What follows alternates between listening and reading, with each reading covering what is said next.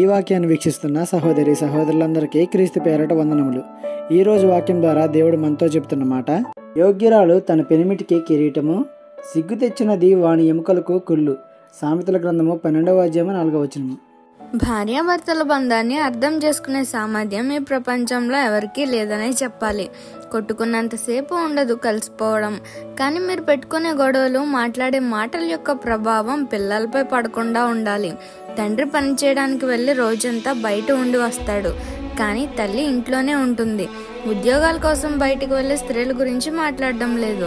ఇంట్లో ఉంటూ ఒక భార్యగాను, ఒక తల్లిగాను తన బాధ్యతలను నిర్వర్తించే స్త్రీల గురించి చెబుతున్నా. కుటుంబ గౌరవ విషయంలో స్త్రీ చాలా ప్రాముఖ్యమైన పాత్ర వహిస్తుంది.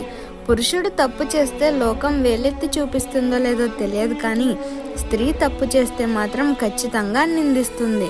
కాబట్టి నీ భర్తకు లోబడుతూ సమాజంలో మంచి పేరు కలిగి జీవిస్తూ యోగ్యురాలి వలె నీ భర్తకు కిరీటంగా ఉంటావో, లేక సిగ్గు విడిచి నీ ఇష్టానుసారమైన జీవితం జీవిస్తూ నీ భర్తకు నిప్పుల కుంపటిలా ఉంటావో నీ ఇష్టం. ఈ చిన్న సువార్త పరిచర్యలో మీ సహోదరులు. God bless you. ఆమేన్.